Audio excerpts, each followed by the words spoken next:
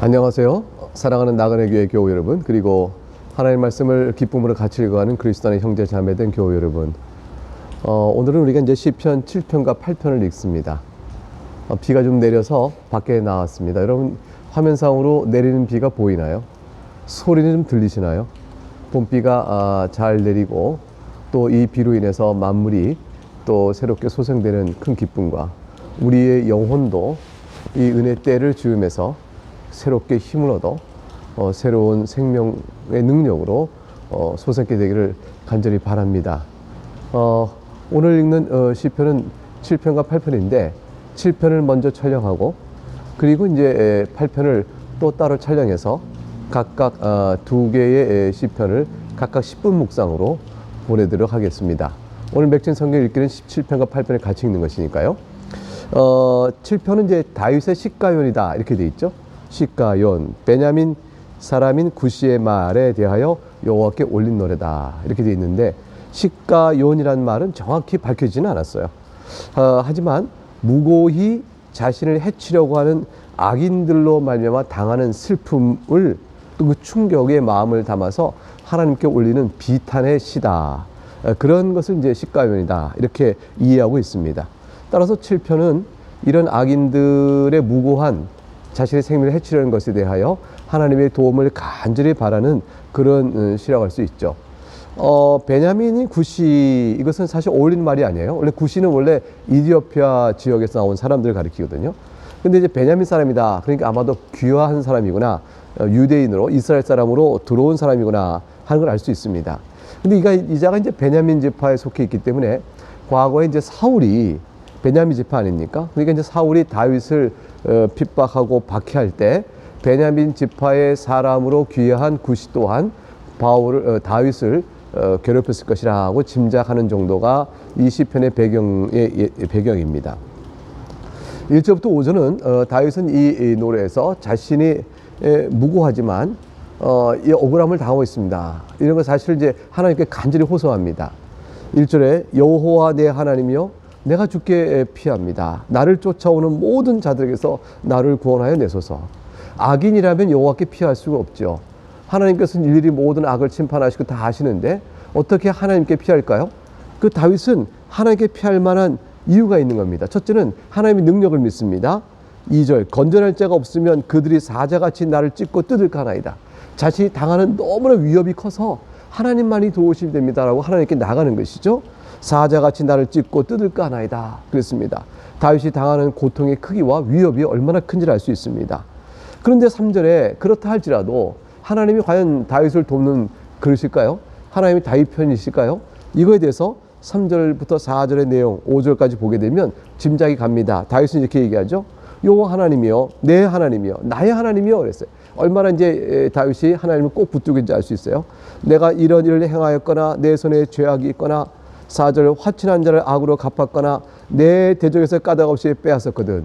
이런 일이 있다면 하나님이 어찌 나를 보호할 수 있겠습니까? 그러나 하나님이 저를 아시지 않습니까? 제가 이런 일이 없으니 하나님께 달려갑니다 그런 거죠. 5절 원수가 나의 영혼을 쫓아잡아 내 생명을 땅에 짓밟게 하고 내 영광을 먼지 속에 살게 하소서. 하나님께 간절한 도움을 그에게 구하는 가운데서 이와 같이 하나님 앞에 자신의 무고함을 호소하고 도움을 청합니다. 6절과 9절은 이렇게 할 때에 자신에게 이러한 악인들에게 쫓겨갈 어떤 이유가 없음을 드러냄으로 인해서 하나님께 나가는 것은 하나님께서는 악을 심판하시는 하나님인 줄 알기 때문이죠. 그래서 6절과 9절에는 하나님은 어떤 분이십니까? 악인을 심판하시는 하나님이 아니십니까? 라는 사실을 노래합니다. 여호와여 6절 진노로 일어나사 내 대적들의 노를 막으시며 나를 위하여 깨소서. 주께서 심판을 명령하셨나이다. 지금 사실 하나님께 도움을 청하고 있잖아요. 악인을 심판해달라고. 그런데 주께서 심판을 명령하셨나이다 이렇게 왜 쓰고 있을까요? 그것은 하나님은 악을 그냥 이미 심판하신 분이기 때문에 그래요. 하나님께서는 공의의 하나님이시기 때문에 이미 악인은 하나님 앞에서 심판을 받은 자와 다를 바가 없어요. 그러니까 하나님께서 이미 심판을 명령하신 분, 즉 그렇게 공의로운 분인지 알기 때문에 내가 하나님께 이 대적들의 노를 막고 나를 위하여 일어나소서라고 간구하는 것입니다 라고 노래하고 있는 거죠. 7절 민족들의 모임이 줄을 두르게 하시고 그 위 높은 자리에 돌아오소서. 이 세상 열방들 그 많은 민족들이 다 둘러싸서 하나님은 높은 자리에 계신 분을 찬양하는 그런 영광의 지 속에서 재판하소서, 그런 말입니다. 그래서 8절에 여호와께서 만민에게 심판을 행하시오니 여호와여 나의 의와 나의 성실함을 따라 나를 심판하소서. 다윗은 여기서 자신의 의와 성실함을 따라 심판해달라고 말합니다. 의와 성실함인 것은 다른 것이 아니에요. 하나님 뜻에 일치하면 의이죠. 하나님 뜻에 진실이 따라가면 성실함입니다. 그래서 여기서 말하는 의와 성실함은 의와 진실함, 즉 하나님 뜻에 합당한 삶을 살아온 저를 살피시고 그에 따라 나를 판단하소서. 만민에게 심판을 행하소서. 9절 그러면 그 결과가 어떻게 될까요? 악인의 악을 끊고 의인을 세우시는 결과가 될 줄 믿사오니 내가 그리 될 줄 믿습니다. 의로우신 하나님이 사람의 마음과 양심을 감찰하시나니 제가 주 앞에서 이 은혜를 잊고 나가지 아니하겠습니까? 하나님 이곳에서 내 마음과 양심을 감찰하사 저들에게 무고함을 당하고 있는 것을 아시오니 주여 나를 도우소서. 10절과 17절의 말씀에는 이러한 하나님께서 의로우신 하나님이 공의의 심판을 내리실 것을 확신하는 내용으로 이어져 갑니다.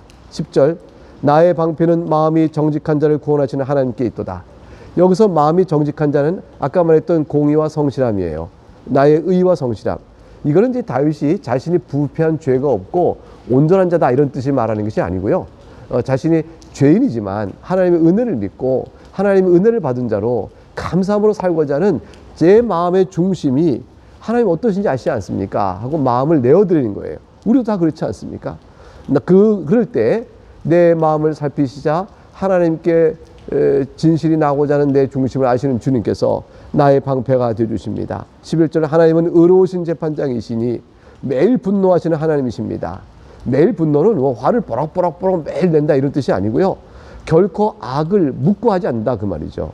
그래서 매일매일 벌어지는 악이랄 때 악을 결코 묵고하지 않으시고 마침내 마지막 날을 향해 다가가는 매일매일 삶 속에서 하나님께서 온전히 공의를 이루실 것입니다. 이거를 말하고 있는 거죠.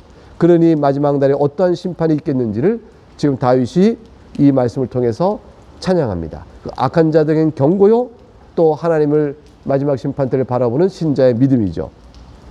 12절 사람이 회개하지 아니하면 그가 그의 칼을 가시며 그의 활을 이미 당겨 예비하셨도다. 13절 죽일 도구를 또한 예비하시며 그가 만든 화살은 불화살들이로다. 다윗은 회개하지 아니하면 이런 말을 부추겼다는 사실은 무엇을 뜻할까요? 악인들이 지금이라도 하나님께 회개하고 돌아오길 바라는 것이죠. 자신을 향하여 행하는 모든 악행을 그치고 하나님께 돌아와 회개하면 너희도 살 것이다. 그러나 그렇지 못하면 죽는다라는 사실을 말하고 있는 거예요.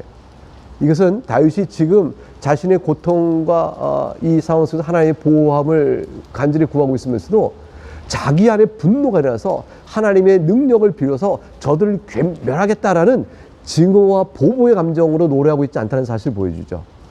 다윗은 사태가 하나님 뜻에 따라 공의롭게 되길 바랄다는 의미지 자신의 악을 행하는 자를 증오의 마음으로 내 편이 되시는 하나님의 능력을 빌어서 저들을 그냥 보복하겠다는 이 강한 그런 마음을 갖고 있는 것이 아니에요. 하나님 뜻이 오히 이루어지기를 바라고 저들이 지금이라도 돌아오기를 바라는 그런 마음을 갖고 있습니다. 우리가 죄는 미워하되 죄인들이라도 돌아오기를 바라는 마음으로 있어야 될 것, 굉장히 중요한 심령을 오늘 이 비탄의 시여 시가연에서도 우리에게 보여주고 있는 모습이라 볼 것입니다. 이제 악인에게 회개하고 돌아오길 바라는 말씀을 속에서 14절 이어지기를 악인이 죄악을 낳으며 재앙을 베어 거짓을 낳았도다. 이게 참 표현이 재밌죠. 낳으며 베었다, 낳았다. 이것은 죄악을 임신하고 재앙을 잉태하였으며 거짓을 출산했다 이런 것이죠. 그러니까 잉태하고 진통하고 해산의 과정에 빗대어서 마음이 죄악을 품으면 재앙을 임신하고 잉태하게 될 것이요 그리하여 거짓을 출산하는 일이 나올 것이다. 그래서 악인이 행하는 죄악과 잔해함과 거짓을 낳는 악의 일체 행동을 그렇게 보고 있습니다. 악인이 이 악을 행할 때 그만큼 도모하고 돌이킬 기회를 거부한 채 수고하고 애를 써서 마침내 악을 행하는 악인의 그 꾀의 그 완악함, 그 고집, 그 일련의 과정을 그대로 직시하고 있습니다. 15절 그러나 그 결과가 어떻게 될까요? 그가 웅덩이를 파 만드며 제가 만든 함정에 빠졌다. 악인은 스스로 만든 함정에 자기가 빠질 것이라 말합니다. 16절 그의 재앙은 자기 머리로 돌아가고 그의 포악은 자기 정수리에 내리로다. 스스로 화를 더할 따름이다. 하나님이 이제 심판하실 테니까요. 성도의 결론입니다. 그럼 이런 상황 속에서 이 세상 악한 세상 속에 살면서 우리 성도들은 어떻게 살아야 될까요? 바로 17절의 믿음으로 살아야 합니다. 내가 여호와께 그의 의를 따라 감사하며 지존하신 여호와의 이름을 찬양하리로다. 여호와께서 의를 따라 심판하실 것을 믿고 감사하면서 어떠한 상황이든지 지존하심으로 그의 능력이 만물의 뛰어남을 고백하고 여호와의 이름을 찬양하면서 우리에게 미치실 나의 방패신 주님을 바라보며 우리는 굳건한 믿음으로 살아갈 것입니다. 이 찬양을 오늘 여러분과 제가 시편 7편 통해서 함께 부르면서 우리 놓여진 상황, 여러분이 각각 사는 삶의 상황 속에서 주님께 더 기도로 나가실 수 있기를, 하나님의 도우심이 여러분에게 있기를 주의 이름으로 축복합니다. 네, 시편을 여기서 마치겠습니다. 감사합니다.